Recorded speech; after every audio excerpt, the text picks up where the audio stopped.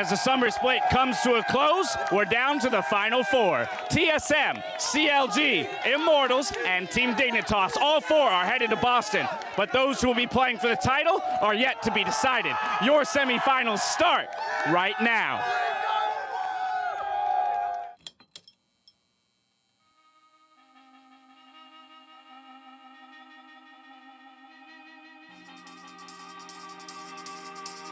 Run, run, run, run, run.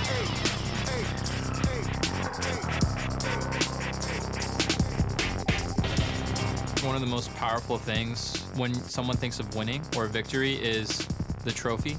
In that moment where I got to lift it in front of thousands of people, I had never felt so happy. 한국에서도 트로피를 한번 들어봤으니까 여기 트로피는 또 어떤지 한번 들어보고 싶네요. I don't wanna be unfair, but the pair we got beat that weak shit you got. Good spot without new box. Who's drop? Good squad without nuance. I don't wanna sound unkind, but the sounds I make are the sounds of the hounds that I'm howling. Under your bed, I'm here growling. Same time under the blanket, you're growling. Shoes, shoes, shoes, shoes.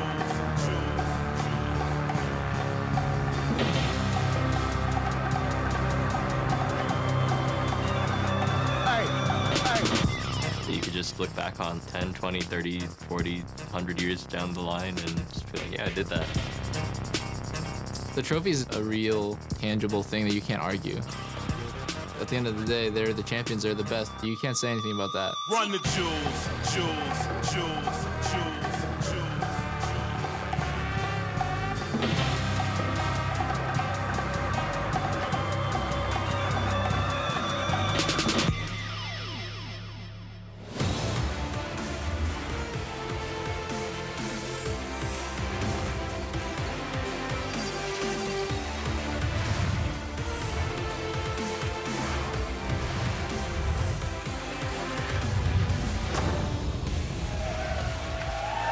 Semi-final weekend is here, and our top four teams are prepped and ready to do battle for their chance at the title next week in Boston. Now, fans of both squads have packed the arena today to cheer on their favorite teams as they vie for that competition in Boston. Hello, everyone. I'm James Ash Patterson here alongside Mark Zimmerman and Joshua Jat-Leesman. Gentlemen, we've made it 2 weeks left in the postseason. How we doing? I can't believe I made it this long because I've been waiting all week for this game to happen. I just thought it would never come. I've been so excited for these semifinals. I mean, we've had great games for all week and long so far. We had the LCK, we had EU right before this, and now NA's turn. So it's been a really hype weekend already. Bit of an upset just before here in EU leading into today. But gentlemen, I want to bring up the bracket and take a look at how our teams made it to this weekend. Of course, Team Dignitas took down Cloud9 in an upset 3-1 victory to move on and play TSM. That game will take place tomorrow. Today, though, we got Counterlogic Gaming up against Immortals. Counterlogic Gaming, a tough series against Envy to make it through to the semifinals. Yeah, that was the one series last weekend that we didn't think would be close, but it ended up being extremely close, and for a lot of it, it looked like Envy would end up winning, but CLG ended up clutching it through in the end. Yeah, there were a couple, bad performances out of some members out of CLG. Afro, in particular, had a bad series, was completely abused by Hakuho in laning phase. OmarGod was a heavy focus on the side of Envy. They kind of exposed him a little bit, and CLG was lucky to get out of this series. During Game 4, they were in a pretty big deficit before making a comeback. Yeah, and I would say that CLG's experience did pay off in the end. They kind of defaulted back to the 1-3-1 strategy they used to be so successful in back in Game 5. Plus, when they were down in Game 4, they were still able to pull it together. So the veteran experience did come through to get him here, but it was pretty rough. Yeah, Darshan himself said in the post-game interview that the entire organization expects more of themselves, and so we'll see what kind of work they've done in the past week to prep for Immortals today. Immortals, another organization that has high expectations for themselves. Again, historically, they haven't found much success in the postseason following tremendous regular seasons. Here they are in another opportunity to kind of shirk that, that feeling, that knowledge that they haven't done well in the postseason prior. Right, and I think this is a pretty different team overall when you look at that. You have Pobelter as the only returning member. The staff member, they have their sports psychologist back, but otherwise Coach Song has stepped in as well. Xmithie's brought a huge veteran leadership. And even in spring, while the team struggled a lot to find their cohesion and how they wanted to function as a team, you still saw a lot of bright spots there where Cody Sun and Olleh eventually figured things out and started dominating towards the end of that split and really brought that into this season. Yeah, and I think it's so impressive that this Immortals organization has done a full rebuild in a year, and they're now with a playoff bye. Once again, 4/5 of their roster has changed. The number of teams that have tried to do rebuilds in their roster and haven't found the type of success Immortals have is pretty much everyone in the LCS below them right now. So it's been very good. And to Mark's point, it's a completely different style of team as well than what used to be successful. The old Huhi Reignover team would steamroll over people with whatever picks they wanted. This team is just playing the game the way they're supposed to and winning that way. Well, and that roster steamrolled from the beginning. Let's not forget that. This roster, starting back at IEM in South Korea, not, fantastic performances through to 7th place in the spring, and here we are, the 2nd seed in summer. I mean, just within a 12, month calendar, they've done tremendous work. I mean, even like the whole aura around the team is very different, where the Huhi Reignover team had that buff from EU where they dominated over there. A lot of these guys were kind of second-hand choices for a lot of people, where, Pobelter was someone who was kind of left behind. Xmithie got left off CLG. Flame was someone who had kind of burned out in China and Korea, and they all came together to make what looks like one of the best teams now in North America. All right, so both of these teams obviously positioning themselves for a win and a chance at the title. I'm turning to you, gentlemen, though, to look for your predictions. Jat, we're going to start with you this time around. Who's taking it? Yeah, so based on how rough it was for CLG to get through Envy, and based on how Immortals has looked against CLG, especially with Xmithie up against his former team, I have to favor Immortals in this series 3-1. There you have it. A vote for Immortals out of Jat. Mark, you aligned, or are you going to disagree on this? All right. one? Well, there's two worlds here. One is that what we saw out of CLG last Sunday is how they're really going to play, and that's a horrible matchup versus Immortals because Olleh and Xmithie are probably the two best performers on, Immortals, and that's the worst 2 performing members from Sunday for CLG. The other world, and something that we don't talk about enough in League of Legends, is that sometimes you just have a bad day. So I don't know if aphromoo is going to play that bad a second series, because that was one of the worst I've ever seen him play before in a playoff series. So in that world where he bounces back and CLG plays better, it's actually a very close matchup, and I'm going to take the upset 3-2 CLG. All right, there you have it. So I finally have 2 split analysts. Great to hear out of them, but we want to hear from you at home. Not only who you think is going to win, but also how you're cheering on your favorite teams with that hashtag HowILCS. Go ahead and shoot over to @LOL Esports so we can feature them throughout the broadcast. That's going to do it for us here on stage, though. As we send it over to the casters, aphromoo shares how he thinks the playoff meta will affect today's match. Take a look. I think the meta right now is pretty does well for Immortals as a whole in terms of their player style. So tank junglers, you got Xmithie. High priority mids, pressuring or control mages for Pobelter. Most teams play out bottom lane now with the high priority bottom picks close to Tristana. You got Thresh, Alistar, bot for Olleh as well, and then top lane just has to farm in general and just try and scale most of the time. And I definitely think that is Immortals style. So this particular meta. So in terms of them being strong, I think they really play well off of each other in terms of their 4-man bottom side of the map. And Flame has definitely come into his own in terms of working with the team, unlike his past splits. Hello, everyone. I'm Rivian DeBiz III, and getting Janna and Sona in this ARAM, like getting them, this TriCast, is just unfair. It's Sam, Kobe, Hartman, Kensler, and Aiden Cyree Moon. Who's who? You, Janna? I want to be Sona. Okay. You're not going to say anything all cast? All right, it's you and me, Kobe. The Krugs are rocking and ready to go for our first semifinal match now. Immortals versus Counter Logic Gaming. And with the teams in position, let us jump right into the roster rundown. Starting on the blue side, it's Counter Logic Gaming. That means it's going to be Darshan holding down the top lane. OmarGod roaming around in the jungle. Huhi locking down the mid lane with Stixxay and aphromoo at bot and support with Coach Zix for picks and bans. And choosing red side in game 1, it's going to be Immortals. And top lane will be Flame. Jungler is all-pro jungler Xmithie, Pobelter mid, Cody Sun and AD carry, and the all-pro support Olleh with Coach of the Split Song. A lot of awards for these guys. Yeah, it's actually pretty funny that we started out with, talking about the ardent sensor supports of Janna and Sona, when we're looking at Olleh and aphromoo, these are 2 of the supports we most associate with playmaking. The Alistar, the Thresh coming out. One of the reasons Olleh got so many votes for first team, all NALCS is because of his playmaking, because of his roaming with champions like, the Bard and the Thresh and the playmaking coming from these guys. Yeah, and both him and Xmithie, they got those all-pros, but there's conversation of them being MVP material as well, being playmakers for the teams. And like you said, the support position, Morgana's another thing that jumps out, Blitzcrank. So I'm expecting a lot of that. No Ardent Sensor really today is what I would really expect, unless they're going to fall back on, protecting the AD carry, because aphromoo said the meta kind of shifted a little bit towards bottom 4 side of the map. Looks like Jarvan, Tristana, Zach so far. So we are going to start things off. Now over to Immortals side, 17 seconds. Kalista out on the ban list, and we will have one more on each side before we get into these picks. What will finally be the priority. Twitch from Counterlogic. I quite like the opening up with a Jarvan ban versus Immortals. Gragas is the one that's still on the table as far as the really versatile bruisers that we either put in top lane or in the jungle. But Jarvan was so big for Xmithie and Flame this entire summer split that we've had.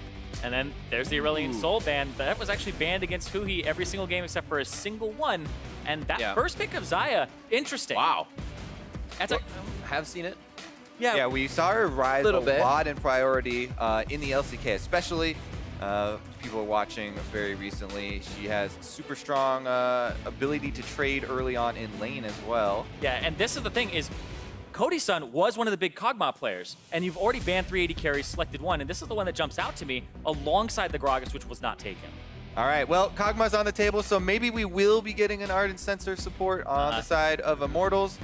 The most common pairing there, as we've seen so many, especially LPL teams, kind of build around that. And a quick hit to OmarGod as well, as Gragas gets taken over towards the side of Immortals. Combo here with Rakan as well. A little throwback to when we first saw this duo in the LCS. Yeah, Rakan jumps to mind because this combination is incredibly powerful for bullying the lane. The meta has kind of been around those 3 banned AD carries and then the Xayah Rakan combo. Also, as aphromoo was talking about in our little video before, a lot of the meta has developed around bottom lane here, and Xayah and Rakan have so much playmaking ability down there. Now, one of the things we have seen crop up when Xayah Rakan gets locked in early is Alistar to try and put a stop to that. So Immortals still have a couple options here, but it looks like they aren't going to be grabbing their support in the first round, and CLG could throw some more bans at the support role. All right, so the Maokai locked in for Darshan and top of the Cassiopeia. This is actually pretty much the highest priority mid laner right now on this patch from what I've been seeing in terms of presence and early ban rates, because Orianna was one of the big counters and fell down after the nerfs, but is banned away as Immortals' first second round ban. Right, we do see that the bans are showing a bit irregular. The bans you see are correct of the Jarvan, Tristana Twitch, Zach, Callista, and Aurelion Sol will inform you of the other ones. As Irene said, Orianna got taken out, and Counterlogic Gaming's answer to that is a Tahm Kench, so back to Immortals now. Yeah, as I was talking about, trying to ban out some of the supports here to that really block this Xayah and Rakan lane. Tahm Kench is definitely one of them. You try and eat the other person out of the engagement. See if they actually follow that one up with another one of those bruisers. So Sejuani ban coming in from Immortals. Right back at OmarGod to try and knock out that jungle and give him a little bit harder of a time. I heard how vocal he was saying playing against Envy was some of the hardest early game strats, so I'm sure a team will take that into consideration and try to make even harder ones for him. Final ban from CLG is Morgana towards Immortals. Yeah, and this means that they don't have a lot of that catch potential alongside the protection. So things like Janna jump up, Blitzcrank if you want to be aggressive, but this lane I feel like is going to be very defensive, and you'll go ahead and last pick your support here. Gnar for Immortals. And what will Counterlogic Gaming get their last 1-2 here? I should say 4 or 5 in their picks. Well, remember that Maokai can still be flexed into the jungle. It's just after the nerfs, especially to the saplings, I definitely see the prominence in top lane. You know, we saw Someday on Team TikTok using that very effectively. And we'll see what Omar gets here, because when Omar has not been on Gragas, it has definitely put more stress on him. It's a good job by Immortals, you know, taking away probably the most comfortable champion for him. Yeah. The 2 things that jump to mind are you can flex the Maokai to jungle, pick Camille top, which was the matchup Darshan played into Gnar previously, or you go ahead and you pick the Jax, which was played actually last night into a Gnar. All right, trying to fill some big shoes then if he was looking at last night. Khan had some very good games on Jax, and it will be classic Darshan, you know, getting some sort of split push pressure here on the top side. Let's see if the junglers do gravitate towards that top side. Is it going to be the cow? Now the Bard's there for the mobility if they need it. We know how quick Olleh is to be able to set up lane and get out to assist Xmithie. It is going to be the Alistar lock-in. And it looks like we're going head-to-head on this one. All-out brawl team from both sides. A little bit of split push for Darshan if he can get that lead in the lane. We'll see how Counterlogic Gaming plays that one out. Yeah, and the reason that the Alistar was the first thing that came to my mind when you see the early lock-ins of the Xayah and Rakan lane is because he's such a combo breaker, basically. With the ability to use his ultimate to break out of anything as well. he can really put a stop to most of what the duo is trying to accomplish down there. So even though they don't have an Ardent Sensor, it's more about kind of the best defense there is a good offense with Alistar. We'll see what Olleh can do as well, because if you get some time for Alistar roaming, you know, Olleh can definitely pull some surprise lanes off or surprise ganks off in other lanes. And then when I look at the composition overall, the Alistar fits in for a disengage with 2 hyper carries that can shred tanks. So if this does go late, Immortals have a very good scaling composition. It's just they worry about the side lane of the Jax would be the biggest thing. All right, we are locked and loaded, about to get on to the Rift. You see the matchups on your screen. Hashtag CLG win, hashtag IMT win. Got a best of 5. Hopefully going all the way to 5 here today. We'll have to see who can get the first game, who can start off. CLG on blue side, Immortals starting off on red. We're about to be on the Rift. And this is the one that a lot of fans have been waiting for here. CLG versus Immortals in the semifinals. There are 4 players on the Rift today who were at that Madison Square Garden CLG first championship victory. 2 on each team, though. So very true. And it's a lot of that as well for, I'd say, CounterLogic Gaming at this point needs to kind of flow into OmarGod, get that reassurance, the strength here in these high intensity games to be able to perform. And we're talking about how OmarGod struggled against Envy's early game. Immortals are actually the #1 early game team in the league with the highest goal differential at both 10 and 15 minutes. And you think back to their record, sure, they're the #2 seed coming into playoffs, but they only lost that to TSM off of game record. They were 1-1 versus TSM, same match record. It was just 4 games. That was the difference between IMT being #1 and being #2. See, we already knew this. Big stage here for both of these supports. They have so much respect for each other, too. Like, these guys are very much so considered, like, the best playmaking supports in the league at the moment. So says the tier list. Yeah. Quick wards being placed down for early information to start things off, but expect OmarGod to get a little bit of pressure here in the start of the game. We'll definitely follow where Xmithie is going, but that's another thing. Xmithie has played with these guys oh so much. He used to be on that same team, knows what Darshan wants out of a lane, what Huhi wants, so can possibly use that against them.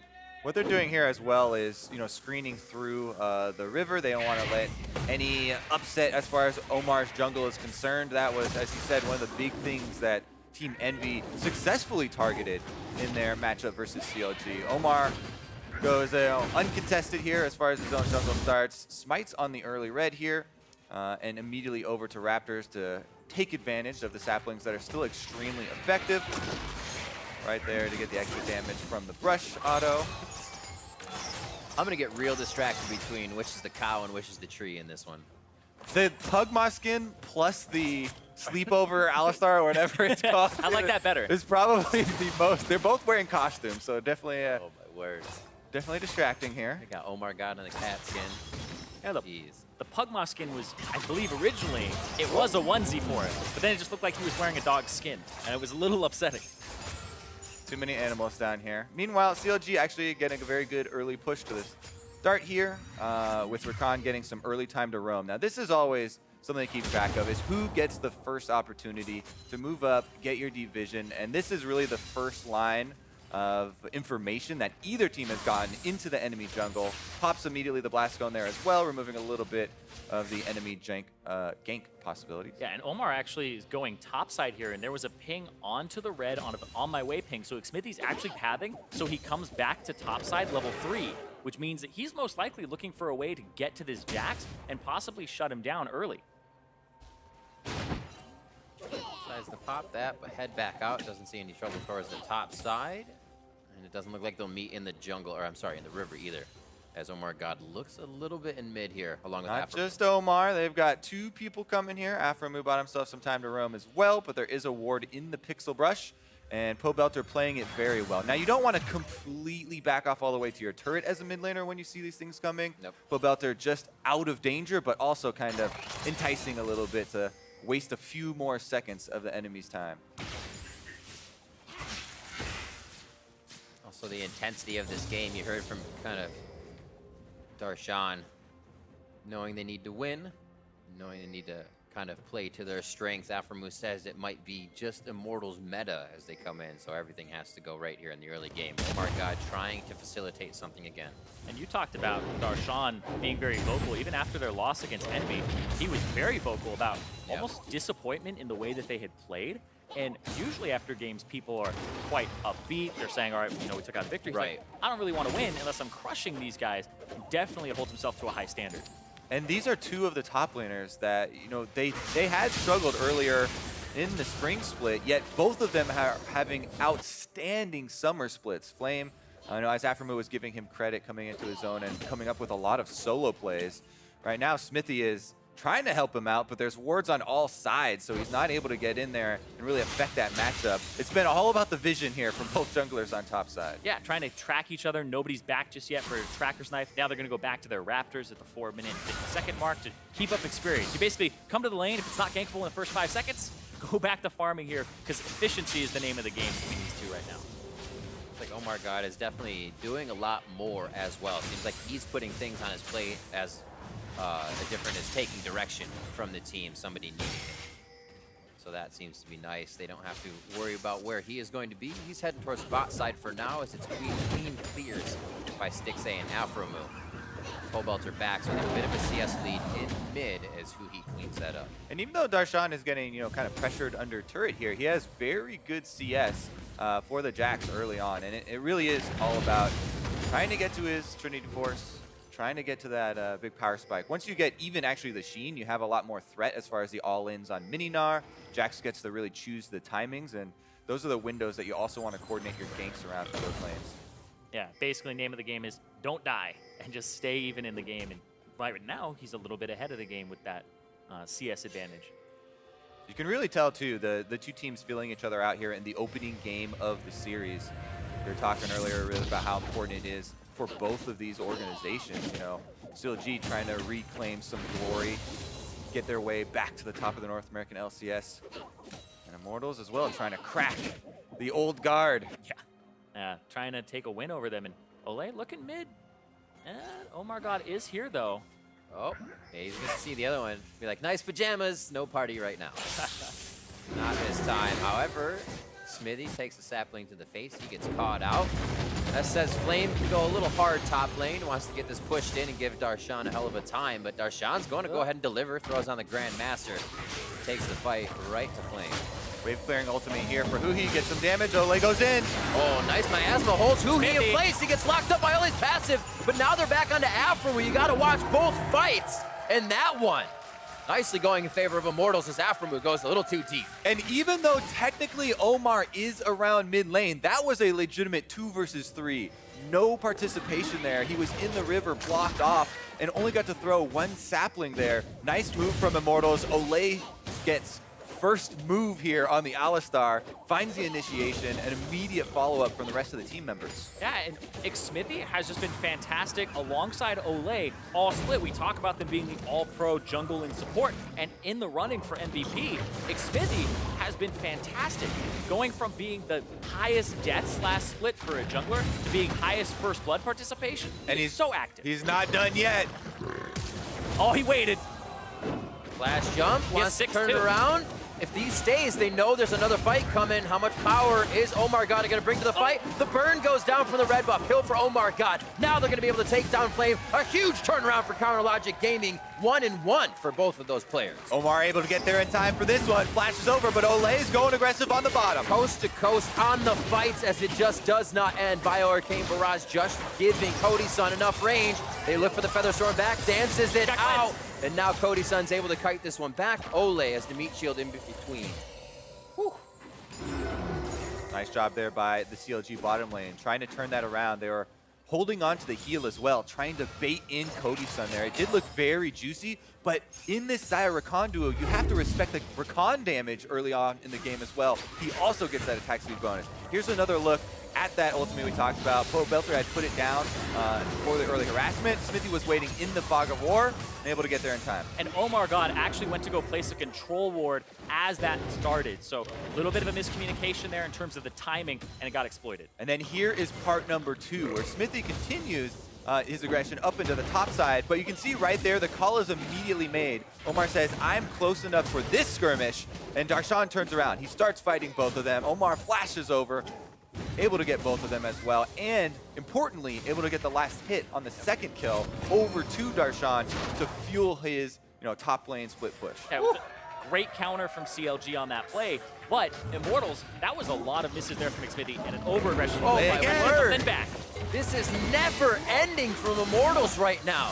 Cody Sun stays in the bot lane, farms up his coal. Everybody else roams around for the party. Olleh and Xmithie combine for another play around mid lane. The support jungle synergy, something we've talked about for years here on display, and it might turn into an Infernal Drake. And when you talk about mid-jungle synergy, you always got to look at what the other team is bringing to the table, because aphromoo was coming out of base at that timing. If OmarGod waits a few seconds, teams up with him, he gets to clear those control wards, or at least contest them 2-on-2. All right, well, a lot of wards as well left behind after Immortals able to make that play. And that just does not bode well for CLG. It's funny you say that, because they don't even have the Sight Stone yet. Olleh decided to go for the upgraded and Moby boots, but they're still able to ward that much for each other. And let's talk about a little bit of the difference here in terms of what Olleh's done compared to the standard. He's taken heal on the Alistar.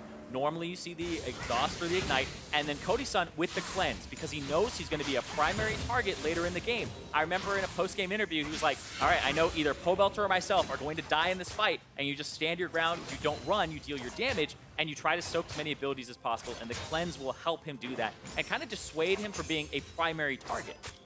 Another piece of combo breaker here for the bottom lane as well when the Xayah Rakan goes in for their aggression. Darshan on the top side now, able to punish the mini form right after, Flame gets exhausted over there. Omar is looking to dive, possibly. Ultimate is ready.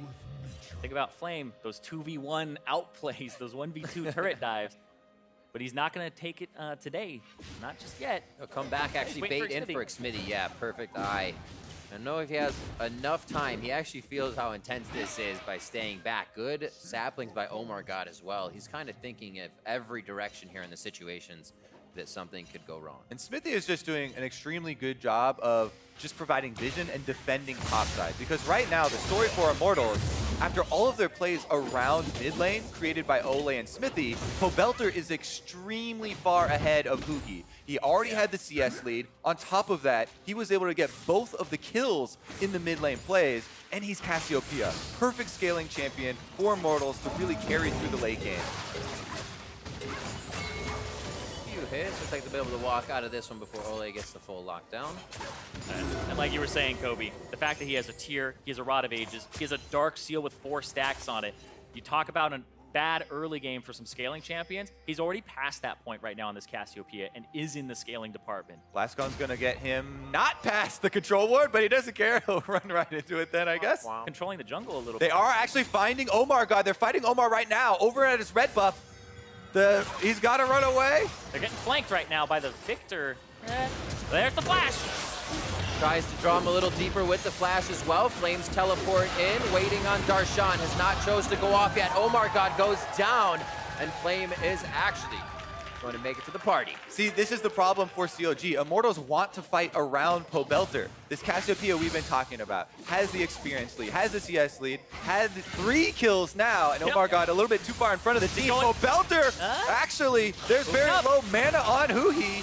Gotta be careful the gravity field gets out of that one. Last few hits, last Fang! Oh, he gets away! He's gonna be able to take down Pobelter! One last shot and Pobelter lives! Not even close, baby! 4 HP! Insane how they picked that up there. That is 3-0-1 for POB. Olleh with the triumphant roar, and Pobelter's able to live after the last tower shot.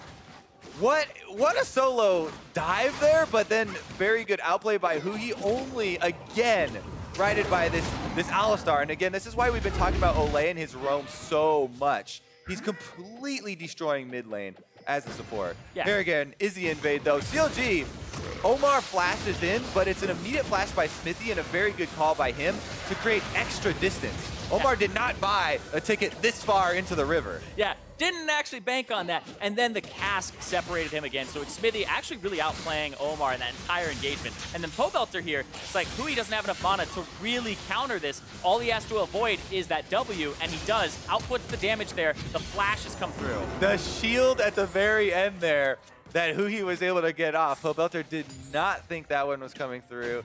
Didn't think that there was going to be any extra life there, but Olleh able to save the day. Yeah, 180 heal there is what I saw, and Olleh actually had the summoner spell heal that's up, what I've and been he watching. never used it. I was watching the replay over and over. I'm like, you cheeky SOB. What a play. Calculated? Absolutely. Almost. Yeah, You gotta be careful with those because you get a bunch of question marks afterwards if Pobelter dies. Yeah, I'm not used to having heal on support, guys. That would be my excuse. Well, I'm sure they're feeling pretty good right now and continue to roll this momentum onto the side of CLG's jungle. Pobelter 135 to 116 there. Here he now gets the pressure of the entirety of CLG. There's question mark. There's question mark pigs there.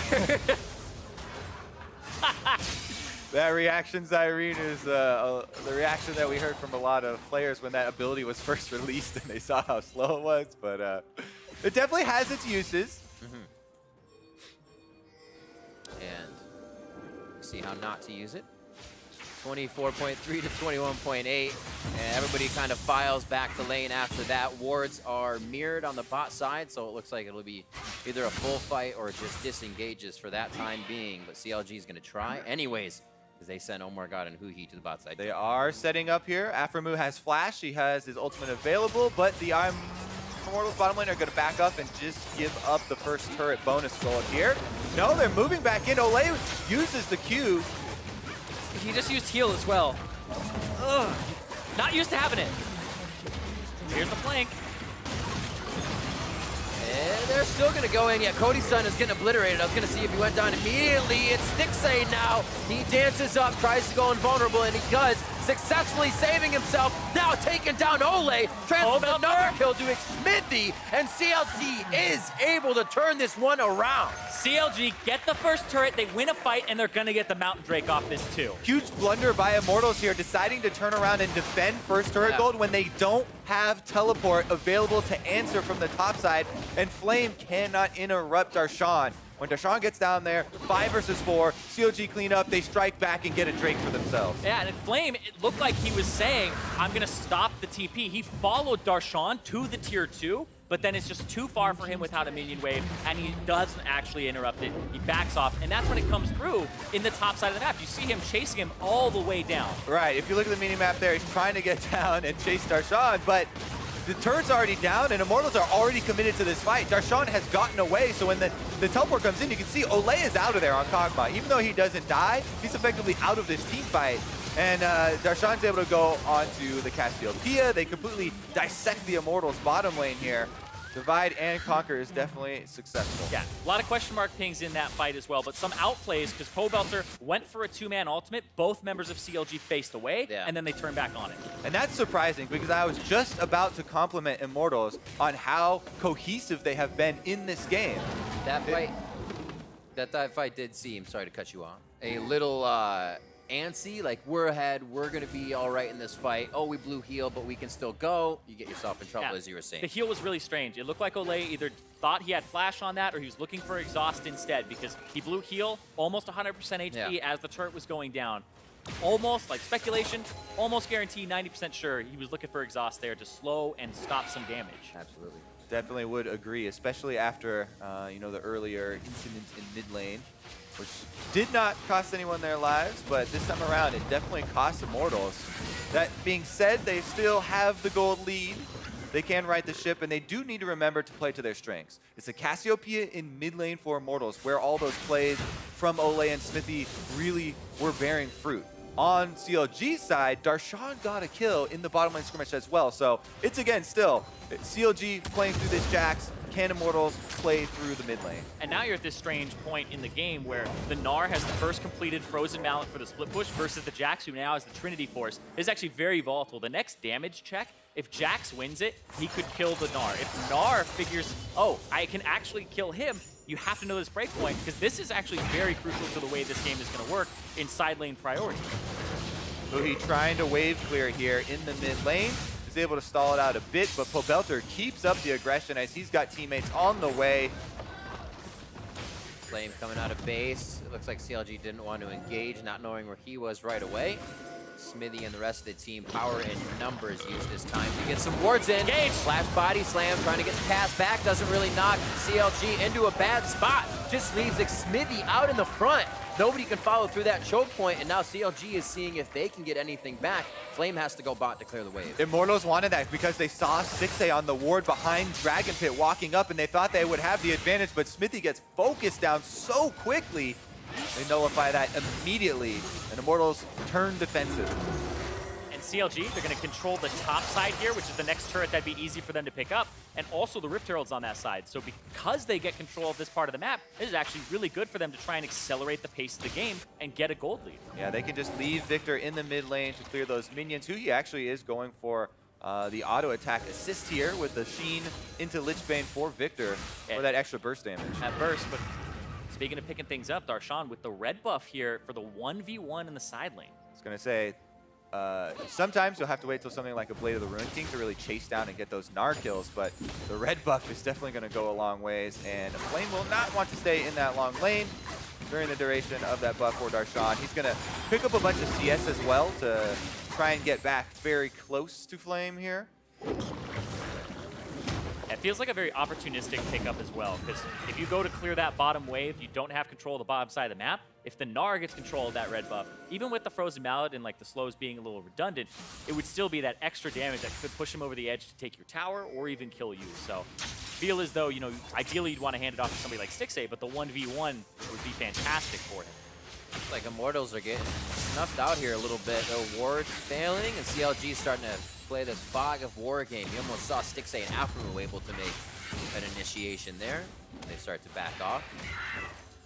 It looks like they're going to play it slow for now. CLG having to feel a little bit better after the early game, knowing those last few fights went in their favor, and that Immortals is kind of overreaching a little bit. Not something we see from them usually.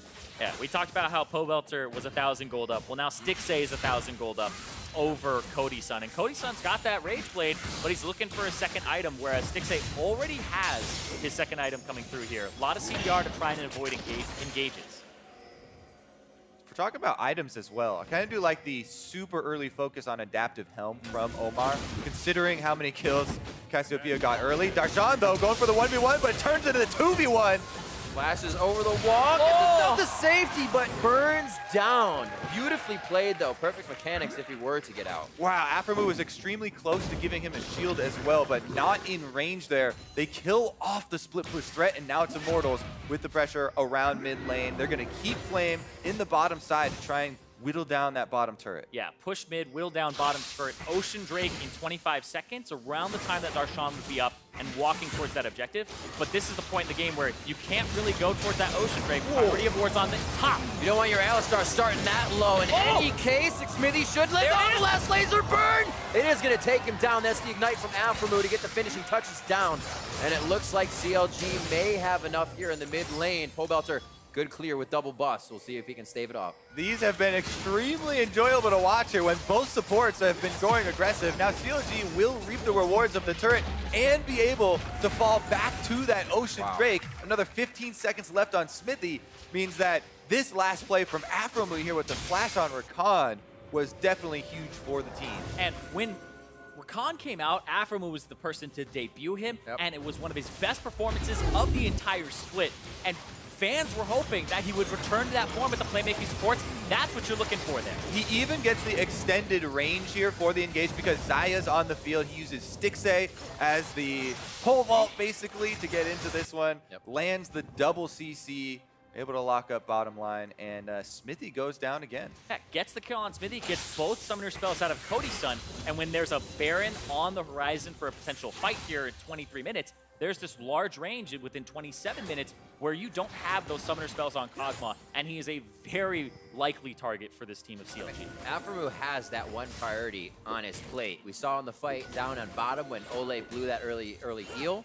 aphromoo went right for Cody Sun, took him out of the fight. There again, whatever danger's back there, he can still battle dance back to safety.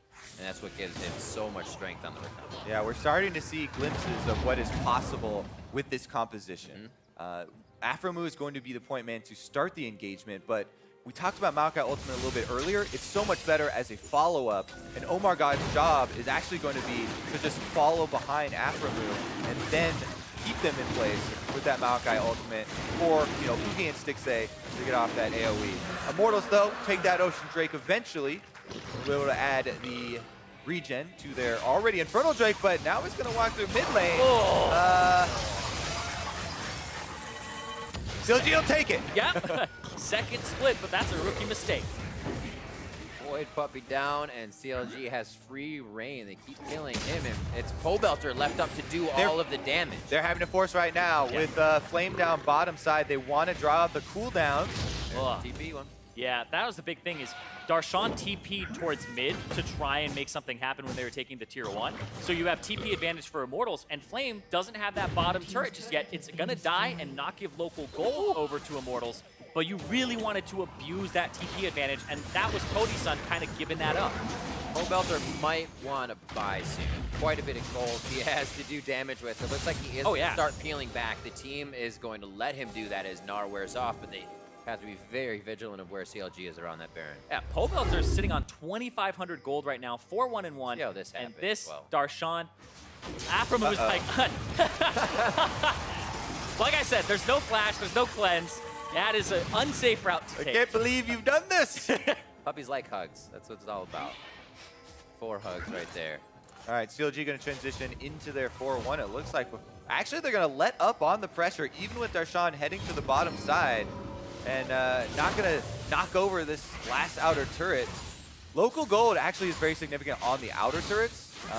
The closer towards Nexus you get, the less of the gold is in the local gold and more towards the global, but not going to go down at all in any case for Counter Logic Gaming, and the gold is extremely close. Once again, so much of this game depending on the initiations of the supports. Yeah, where you can get, and that's the thing as well is there's 2 cleanses on Immortals. Both Pobelter and Cody Sun have brought those to the table. And right now, Pobelter's in a fantastic spot with the Banshee's Veil that he just picked up. Like we talk about, he's up 1,000 gold. The cost efficiency of the items in his inventory, the Dark Seal with 5 stacks, the completely stacked Seraph's Embrace, and the fully stacked Row at this point. This inventory is worth a lot more than just the gold he spent on it. As you can see by that graph there, CLG have done a good job to fight back though. A lot of the early game, if people are just joining us, was so much Olleh and Xmithie just putting on a clinic. You know, engagements all around that mid lane, and that's how Pobelter got to this point to be as fed as he is on Cassiopeia. But can Immortals use that to their advantage here through the mid game?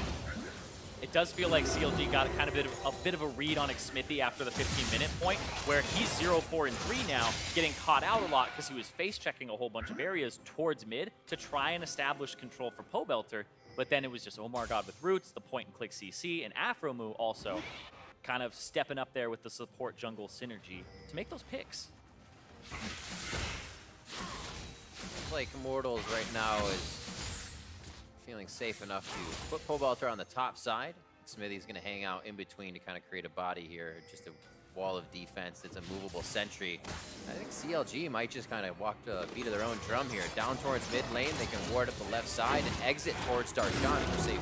Yeah, one of the big things when you're doing 4-1 split push is for the 4-man squad to sync up the pressure with their split pusher. Darshan had not yet arrived to the minion wave.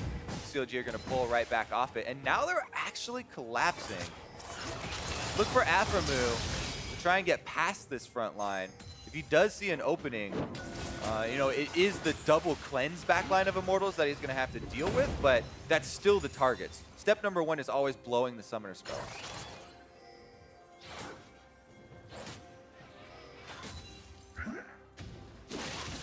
Darshan walks to the fight, walks back, no teleport necessary there, still keeps it up as he has that overflame.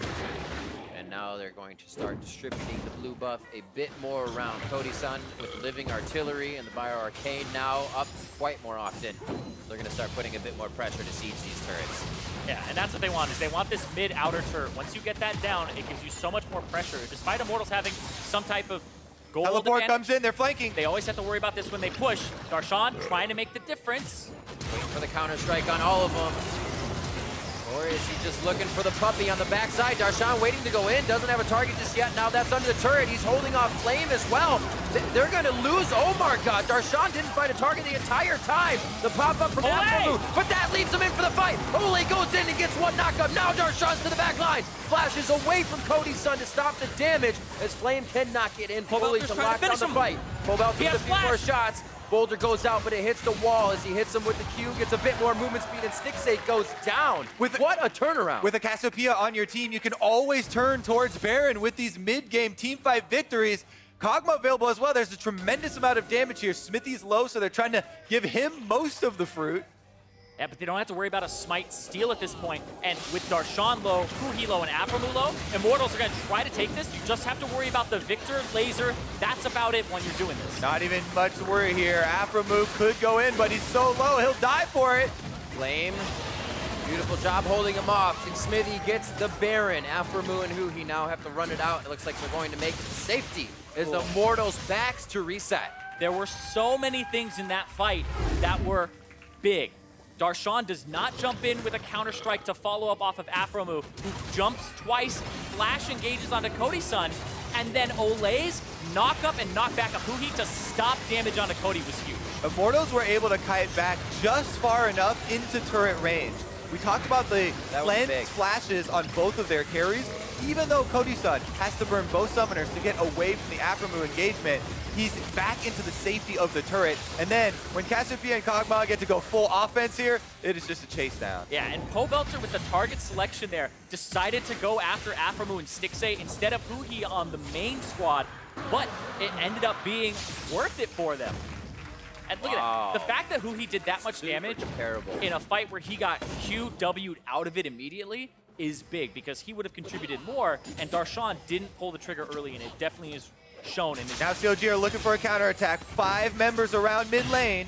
Doesn't look like they want to wait on this one. They are slowed, though, by the miasma and Xmithie's barrel. Olleh, Righteous Glory back in. They go right for the support. They can lock up the back line. He again goes right for Cody Sun, but he couldn't get there. Now it's Darshan's job. The cleanse and flash are down. If they're relentless, they will get through this. And Darshan picks up that kill. Stixxay then gets Olleh, and CLG find the fight they're looking for.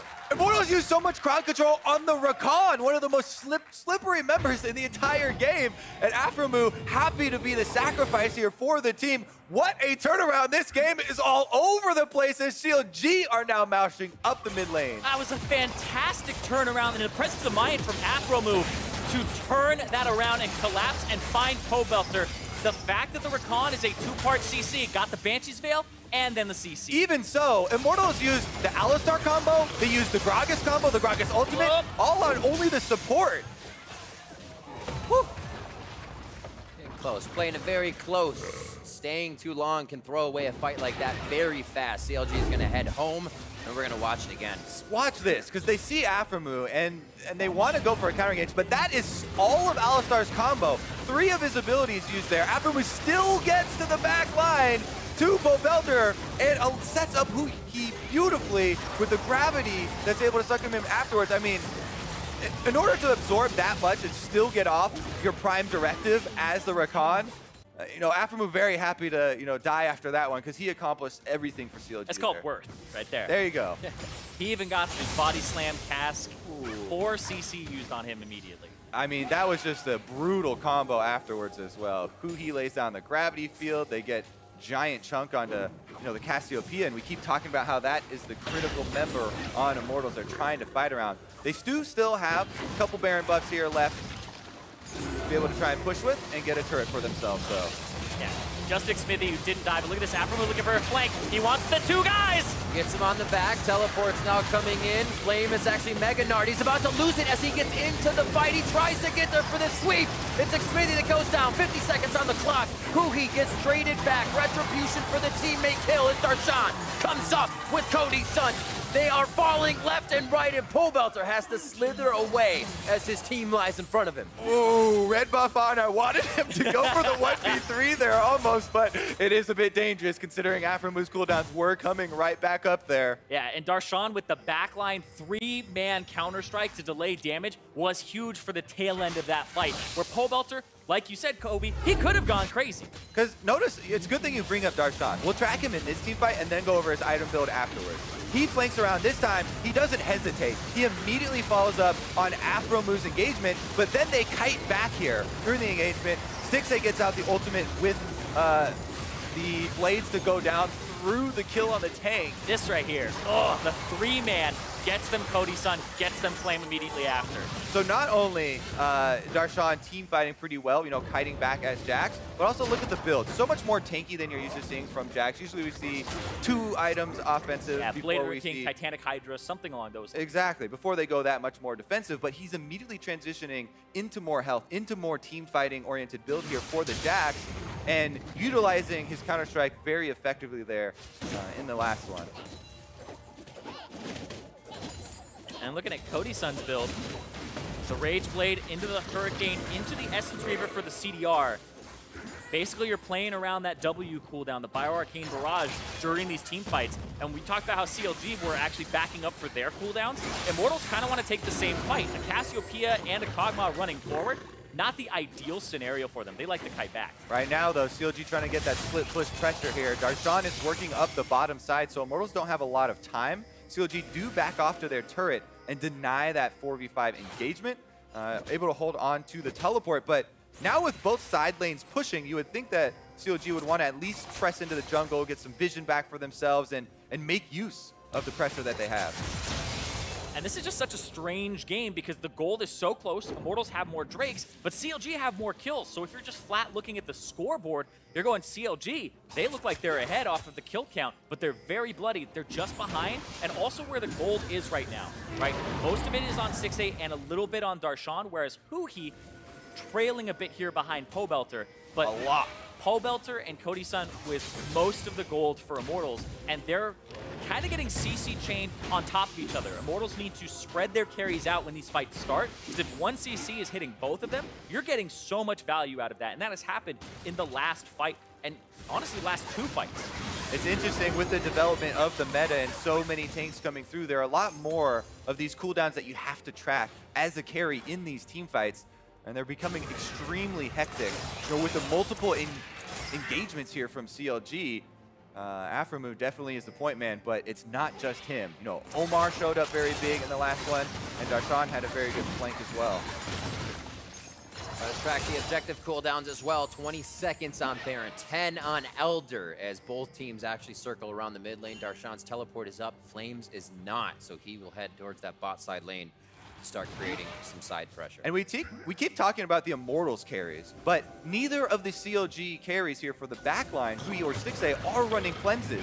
That means that Olleh and Smithie's jobs are that much more important. They're starting up the Baron to try and force it. Here we go. Darshan needs a ward in the pit. He just put the scrying one in.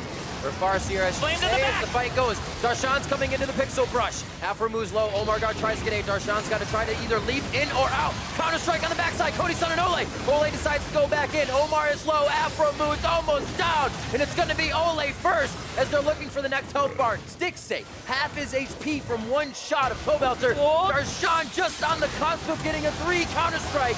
And now it's going to be OmarGod as well.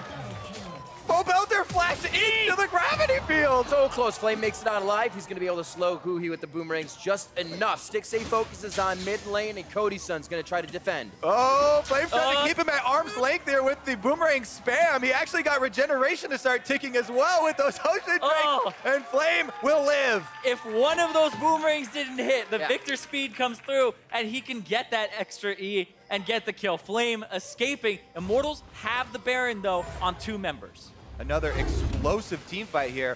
I actually want to watch out for the Elder Dragon that is up on the field for the teams as well after they reset. But look at this. Immediately after this teleport, Darshan has to jump back out. they're able to knock him in with the Gragas cast, but he flash Qs out of the team fight while aphromoo goes in to get the multi-man charm. Yeah, Darshan actually was helped out there by Xmithie with the cast. He got Cody Sun's cleanse very early, so that forces the flash this time on the counter-strike, but then that root from onto Pobelter. Pobelter flashes into the gravity field because he was trying to flash away from the damage of Immortals, but that doesn't help you as long as you know, you're flashing yourself into a stun, and he gets immediately taken down afterwards. And I was looking at this. Because Cody Sun has cleanse, I was wondering if he was going to go for a QSS in this build. So now, just trying to be even harder to lock down here, because that's what matters. If you get caught and you die, that's it. Now he has 2 chances to get out, but of course the cleanse is down for this next fight if it happens soon. On both sides there, Lockett as well. Over on the side of CLG, so they can take a few extra hits. Knight's Vows chosen for the side of Immortals as they're slowly getting themselves to safety on the side of CLG. Oh, there goes aphromoo. What a gravity field into that. Beautifully communicated by CLG. No reaction time from Xmithie, but they have traded 1 for 1 in junglers. Olleh's ult being down is very big, though. Yeah, look at the value from that ultimate, though. The value of this Alistar playing frontline. We see how quickly the other frontline members are melting. It might be a re-engagement here, actually. CLG trying to take down the minions, but Immortals still have 2 of them, and they're trying to push those Baron-empowered minions up to the turret to take off the defenses. Just mid-priority, trying to at least get CLG to answer it, but it wasn't enough minions to really pull them out of this area with all their control wards.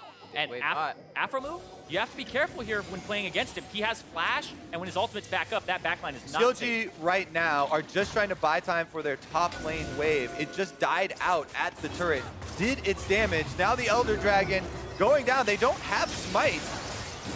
Nobody does, right? Immortals happy to let this finish. 2,000? 3 waves crashing into the bot turret as a 3,000 HP Elder Drake looks to reset. Miasma slows down CLG for a reinitiation. That means aphromoo not sniffed anywhere. The hit goes down. Oh, it goes over to Immortals. That's 3 Drakes with Elder. They have the Baron wearing off, and Xmithie could flank from the side. Goes for the W for the extra damage. He looks to get himself in, and they get an inhibitor turret off the bottom minion. So much chaos in this game. Olleh uses the Q early on Alistar, so then CLG go back in to start up the Dragon, but it's a free-for-all. Only DPS can determine the victor, and it turns out that, I believe, was it Cody Sun who actually got it, and he lived as well afterwards. The damage is increased on the ultimate based on the target's missing HP, and it finishes the Dragon, but the Elder Dragon reset in the middle of that. It started getting HP back, and it almost went over to CLG, but the reset was what gave it to Immortals there. That is something that is so difficult to track in the heat of the moment. They weren't able to do it, and now you have a 3 elemental dragon buffed up Elder Drake. This 41 minutes in, middle second tier goes down. And we see Stixxay there locked up with aphromoo. Zeke's convergence actually built up for him. Haven't really seen that in the LCS. Zeke's convergence. I'm pretty sure he told him to buy aphromoo and Stixxay. When he jumps in, he'll be able to enhance the damage of Stixxay. But the question is it connected to him? It looks like right now, it's not connected to... Actually, yes, it is connected to him. He doesn't have a Knight's Vow, so it is connected to him right now. Sometimes you want to use it on a melee user, so when you both jump in, you have the convergence actually occur. But now he's just going to try to boost the damage of Stixxay. All right, uses the ulti to engage. We are going to see this Elder Dragon put to use, though, as Immortals have an exposed inhibitor to attack. They're keeping Flame up on the top side. This is a level 18 Gnar, fully charged up, ready to teleport in with the bar. If they can stay in play, too, they have another wave doing the same thing on the top side. Just 3 heavy about to crash into that second tier. If you're Immortals, I feel like you play this slow. There are 10 seconds on the flashes of Pobelter and Cody Sun. There was a window where it may have been exploited from CLG, but the Elder Dragon covers that window and dissuades the engage there. Where are we at in gold? 3,000 up for Pobelter over Huhi right now. It doesn't matter anymore. He's full build, right? At this point, it's full build. It's just about how you use it, and here we see how they use it in the Elder fight. This is what happens when the junglers have all been killed previously. Look at that. Everybody's just throwing damage at the Dragon. Cody Sun gets it, and then look at the Chaos Storm he has to run away from. Barely gets out there. I freaked out because I thought it was going to kill him, but barely gets away. But yeah, it was 2-digit HP, and then the 320 ultimate came through from Cody Sun. Well, coming into this, after the end of the game, we kind of said what would actually come of CLG's bot lane. Would they be able to step up a little bit more? I think that actually happened on paper and in our eyes. Pretty good on this game. 7-1 and 9. Stixxay and the Xayah Rakan combo as aphromoo has also been setting up a hell of a lot of engages for the team to get us to this point. 21-14. Immortals now trying to do more with less kills. It seems like they're able to get the map work done. Yeah, they are not able to, get Flame into position to answer Darshan's split push yet, though. So they're sending him back to base right now. But CLG are also recalling here because the Baron is coming up. And sometimes that teleport cooldown, or even the channel time, is too long to wait. With how explosive these team fights have been, they want Darshan on this side of the map, teleporting to top lane instead. Wow. These team fights, some of the kills have only been 1 second long anyways. He just TP'd in, flanked. He has not been spotted by Immortals yet. He could really get Cody Sun if this fight were actually go towards Baron. There's no wards in that path for him, and he would have backline immediately. All summoners, all combat summoners are available for everybody in this fight, though. This one's gonna be a banger. The Darshan ring around the Rosie. He gets found out. Nature's Grass goes out. Big hug for Xmithie, but he says, let's go. Throws down the drink and wanted a little bit of rage from that fight. Looks like Flame's gonna take to Darshan. 1v1 for the top laners once again, and this should slowly fizzle out. They're trying to use the mid lane pressure here that they have. Omar's caught. He's all by Little himself. play between both of them, kind of forcing Darshan into the fight. not here yet. Olleh gets a lot of the initiation. That means Cody Sun and Pobelter get to run free from the crowd control being down. Great gravity field to stop them from getting No the fight. Alistar ultimate and no Gragas ultimate now available for Immortals. Omar did have to use the Maokai ultimate much earlier, but I feel like there's a slight advantage as far as cooldowns for CLG, and they want to push it. Definitely going to pressure the Baron damage. That means they are kind of lighting their own fuse, though. Darshan's taking damage. Xmithie only the poke that's coming at him, and that's a lot from Stixxay. Does not bait OmarGod in, though. I think that's what they wanted, the 1-for-1. If OmarGod went in, it's not a 50-50 smite, and they do go for the fight. Remember, Darshan's so low from this, but now Olleh's in the back, and he can't really get himself out. Stixxay looking for the dance, gets himself back to safety. Great hit from Flame, locks up the team, and now Immortals can do whatever they want with the rest of the members. OmarGod stuck in the Baron pit with Xmithie. Flame getting in the last second with the ultimate as CLG's base gets torn to shreds. Baron to Immortals. Baron and 4 CLG members all killed by Immortals here. What a huge sweep. This is going to be the game-ending push. What a back and forth slugfest. I expect this the entire time. And honestly, Minions doing a lot of the lane work in the end of the game as these teams just continue to throw punches. That's just game 1. Immortals over CLG. Immortals won that last team fight with Xmithie behind the Baron pit at 20% for most of it. And Olleh was inside the Baron pit. Like, the front line was barely there. It was mostly just Flame and the 2 carries taking down CLG. And they kept Baron at the perfect health, right at 2,000. Not close enough for any jungler to get in for a combo plus smite to be able to take it. This game was all over the place. If this is any indication of the way that this entire series is going to go, it's probably going to be 5. And like, it makes you think, because you saw CLG play against Envy, and there were some doubts in people's minds because Envy took them to 5 games. But keep in mind, this is the 2nd seed versus the 3rd seed. You would expect this to be a very close matchup, and CLG seems like they brought it today. They aren't having that same early game issue with OmarGod versus Xmithie. Didn't seem like the same type of jungle control, type of plan from Immortals. But the late game, if it's coming down to that, we're going to get some exciting team fights. I am ready for it. For more on that Immortals win, let's send it over to the analyst desk. Thank you very much, Riv. I'll take 4 more of those. Yeah, that's fun. Yeah, that's about it. I just want 4 more of exactly that game. Crazy back and forth between both of these teams.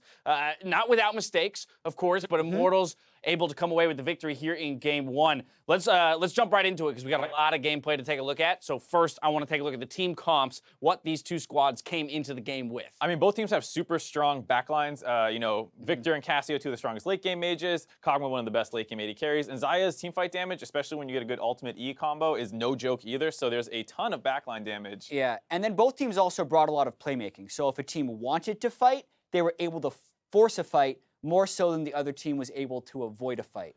And then a really interesting pattern happened during the game is the front lines started falling behind the back lines. And that doesn't get better. Right. So every time they'd engage, they'd basically just die right away. Well, and how that happened, right? Let's go ahead and take a look at it right now. A lot of focus in the mid lane from both of these teams. Pobelter being the beneficiary of a lot of the kills that came through early, but this speaks to exactly what you're talking about. The carries are the ones picking up the gold, which puts them light years ahead of the tank. Right, and especially just when it comes to support synergy with jungler and mid laner, I think this is something that Immortals will usually have the advantage of. And there you see Omar not quite on the same page, going for some vision control instead of forcing that fight. Here again, trying to deny an invade, goes a little bit too far ahead of his team. He gets picked off a couple times early on, and here you see OmarGod falling behind, Pobelter getting fed. He starts making plays, Olleh gets out of the map, and then, yeah, this is just a super great play out of Olleh. Yeah, I think as well, Pobelter stepped up in a massive way this series, and we can see with all these replays, like a very frantic game in a lot of ways. Flashing over walls, flashing even though you already have a dot on you that's going to end up dying. And there's a large amount of stress on these teams. I think they're kind of settling into this. Right. CLG hasn't been in a final except for in about a year and a half, and then Immortals has never been to a final. So these teams really trying to make it there for the first time. Right, yeah, exactly. I mean, it's clear the intensity, right, between these two teams right now, the tension in some of those mistakes, but the effort is there, right? They understand how much weight there is to this best-of-5 series in terms of looking at the title of North American, LCS champions, and so therefore they're laying it all out on the line, but that does mean some mistakes kind of squeak through every now and again. Pushing ourselves ahead to our next replay here, 28:50 into the game. Immortals coming away with a 2-for-1 in the mid lane. And this is where the question mark about the Jax pick starts coming in. They forced a ton of team fights with him, and you see him sitting off in the flank, not even channeling his leap strike. I don't know what Darshan is specifically looking for, because you would have expected him to sit on it and maybe pull the trigger if he jumps, but he doesn't even have his counter strike charging, so he just has to run away. Aphro goes down with OmarGod after this engage. They're trying their best to heal, and eventually he's going to have to go in and find a cleanup kill for Darshan, but that's it. Yeah, and we got to see the damage dealt to champions for this fight specifically during the game. Darshan did 500, which was the lowest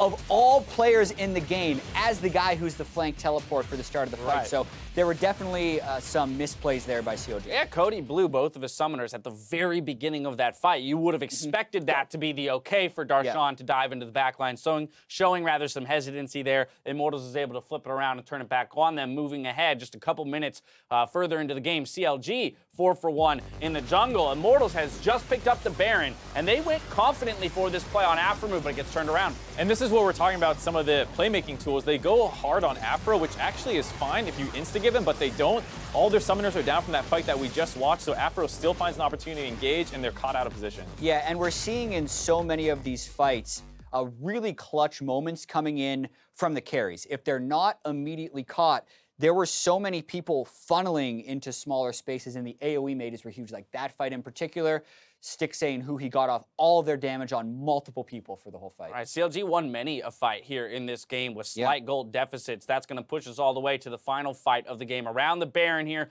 Immortals is going to squeak this one out. It was close. A lot of blinking health bars near the end of this fight. Yeah, I was specifically focusing on Pobelter when watching this fight and how much work he was doing, but Mark said he was focusing on Flame, so I can't wait to see this one again. Yeah, so everyone gets kited down to this wall because they're trying to get onto Cody. They flash in, and Flame's able to get a big Gnar right when he lands, pushes him right into Pobelter. That lets Pobelter get that extra damage to finish him off. And Huhi does his best to kite out, get a couple cleanup kills, but can't really walk forward to get back onto this Baron. Yeah, pushed him right into miasma, and this is the final go-round where Huhi, if he could have gotten in there for something, everyone was so low, but at that point you have the Ocean Drakes ticking down for Immortals, and just like that, it was over, right? That was a flurry of team fights for what felt like 44 minutes. And I think what's missing a little bit is the spacing in this game. Like, where was the thought and the setup for these fights? Right. Because a lot of it was see hero, kill hero throughout the entire game. And you need to see more setup to be a definitive victor. Right, if you're playing a mobile backline carries, wait for your cooldowns to come up a little bit longer if you have to. Don't force as aggressively during that time. You know, you have to give some props to both teams where, like, yeah, CLG did a good job forcing while those summoners were down, but they could have played a little slower on the side of Immortals as well. Now CLG has chosen red side here for game 2, so maybe you know, some switch ups and picks and bans in terms of coming away with the victory this time around. But really what I want to focus on is the discussion we had at the beginning of the day. The jungle matchup and the support matchups, the disparity between these teams, right? There's a lot of pressure on OmarGod up against, you know, a veteran like Xmithie, our all NALCS pro, you know, jungler. How do we feel it all worked out in game 1 and looking ahead towards game 2? It was better, I think, than what we saw in the quarterfinals. He had some good engages. He punished that topside dive way back that I thought might have been important, might have snowballed the topside. Didn't work out that way, but he covered some plays well, still ended up too far ahead of his team. Obviously not 100% synergy with everyone, but at least it was workable, I think, for this game. Yeah, looking at the jungle matchup, I thought Xmithie vastly underperformed this game. I thought the Runic Echoes was a poor choice, especially, and his skill shot accuracy was really low. That affected a lot of ganks in the wrong way. And with the way those fights ended up playing out, having a Gragas that is alive for 2 more seconds in every fight would have made those fights a lot easier. So I want to see him step up, actually, because he's expected to be favored. Mark, one game of evidence, but how are you feeling about aphromoo? You said that he was one of the bigger underperformers just last week. He's on a playmaker in Rakan this time around. Were you impressed? Yeah, I think a lot of their fights that they did win came down to Afro's engages, as well as the carries playing it pretty well. So CLG as a whole was playing strong, but it was still mostly keyed off Afro engages. Struggled a little bit in the early game, but that's always where he's been struggling recently. So I think, I said if they're playing better this week, we might see a very, hectic 5-game series. Looks like we might be getting that. Yeah, very much so. It was an unclean game 1, but an exciting game 1. We're headed to a break, and let's hope that the teams bring the same amount of ferocity in game 2. Immortals versus Counterlogic Gaming continues when we come back.